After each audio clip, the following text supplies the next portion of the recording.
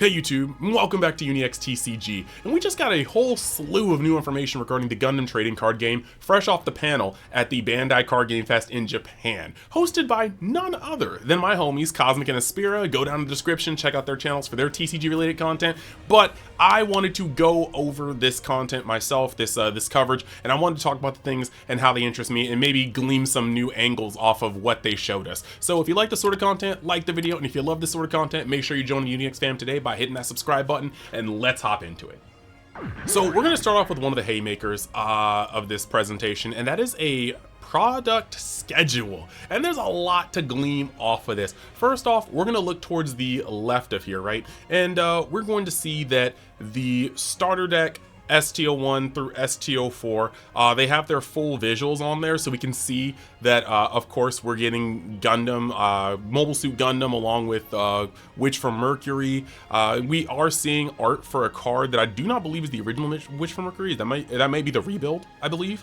But that's actually really cool that we can see that. I think that is the rebuild. And then over on Starter Deck 2, we get to see Wing Gundam, but we also get to see Tall Geese. And these look to be, I would say, the SRs. Like, the SRs for the set. There's no way. Like, they're each titular units from their respective shows, and so that looks pretty cool. And you also see the color background behind them, so that means Mobile Suit Gundam 0079 is going to be in blue, which for Mercury is in white. We already knew that, but then we've got Wing over here in green with Tall Geese in blue. And you know who Tall Geese belong to?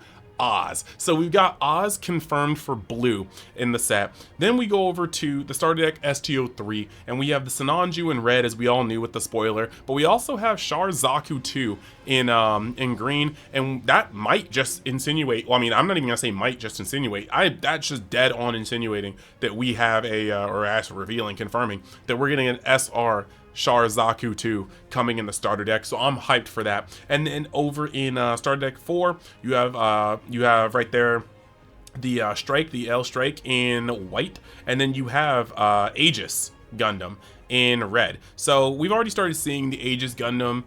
We saw card featuring Atherin Zal in red, so we already knew that Seed is going to have red Zaft.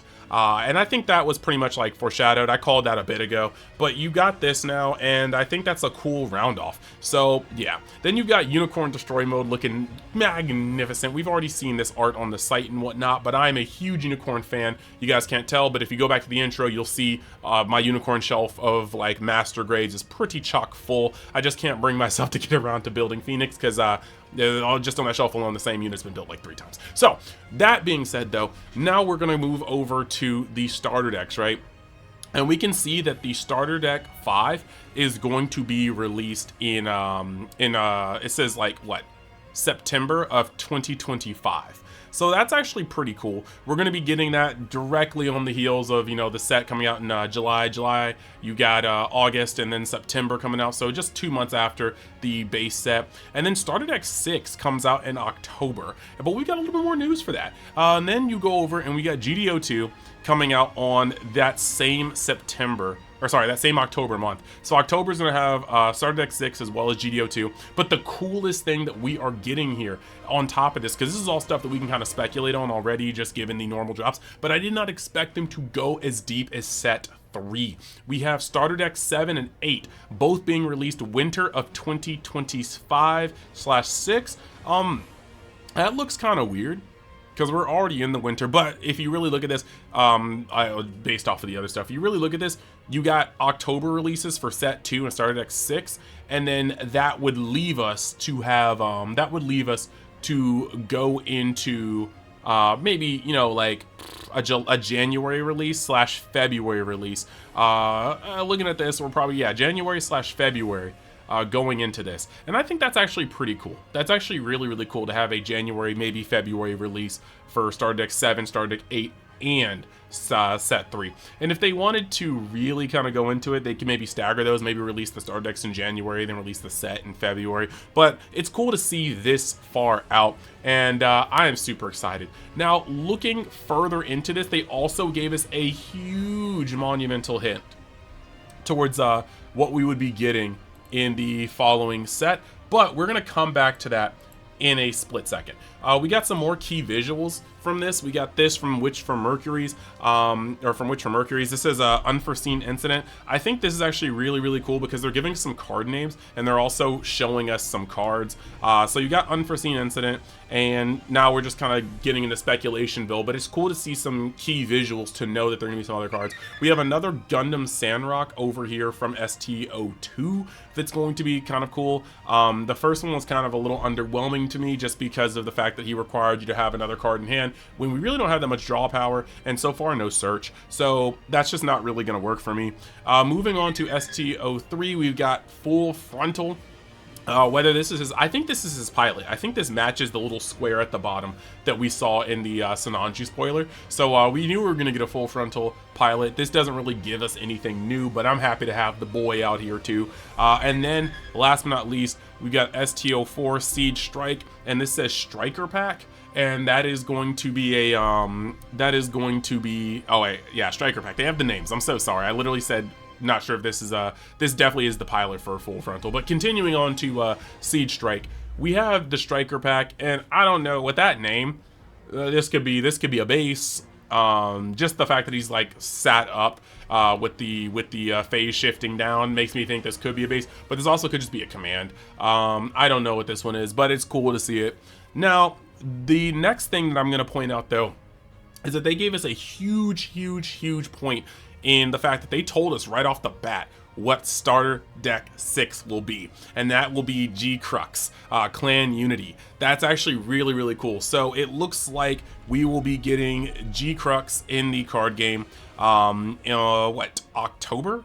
Yeah, October of 2025. This should be after we've had enough time for the actual series to be done. Mind you, that is a full 7 months from now, so we will be getting those. The kind of featurette has already been in theaters, so there's going to be a lot of cool stuff here. I'm looking forward to seeing what they put in here, how far the archetype goes. I don't want to spoil anything for the people that haven't seen the featurette, but yeah, since I'm not going to spoil anything, I'm not going to talk about what units I think they're going to be really honing in on so far from what I've seen. But I do think that based off of that featurette and what we know about Crux, there's going to be some really cool synergies that require you to have more than one of these guys on board. And that's really all I can say without spoiling the themes of Crux if you haven't, because it's a limited theater release. It hasn't really been everywhere. So that's kind of the thing for me. But yeah, based off of that, there's going to be some pretty cool onboard synergies that I'm assuming, because if Bandai has proven themselves to be one thing, it's super flavorful. But going over to the next slide, it looks like they gave us a full breakdown. Well, not a full breakdown, it's like an overview of the World Championship circuit, and that's going to actually go really crazy because the fact that we are having a World Championship circuit, it took a while for this stuff to happen in most cases. Like One Piece was out for like 2 sets before we even got news for regionals.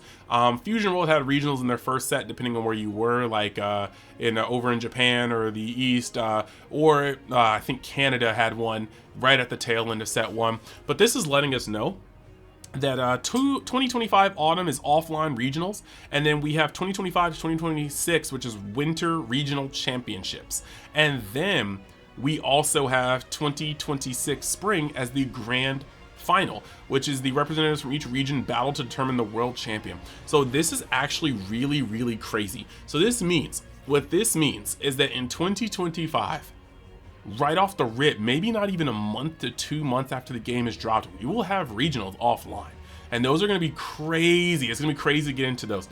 But furthermore, going from 2025 to 2026 winter, we're going to start having regional championships. That's nationals. So I'm assuming that nationals will be anywhere from December through February, and then 2026 in the spring, we're going to have the world championships. So that's going to be actively cool. It does seem a little crunch, a little condensed, but as a player that loves to be competitive, and I love seeing those competitive prizes, and I love putting my strategies versus the strategies of other players, I'm excited to have a world championship announced before the game is even released. They are going in, and it harkens back to that commercial we had where they had like a world championship stage, and I'm excited about that. Let's get this rolling. And now the last thing that second to last thing that I want to talk about here is that we have the Gundam card game Link Station. This is apparently supposed to be a informative broadcast that they are going to do. Now the question is here, this slide is pretty much all in Japanese. I wonder if we are going to get a translated version of it, if they're maybe record it in English and then put that out to us.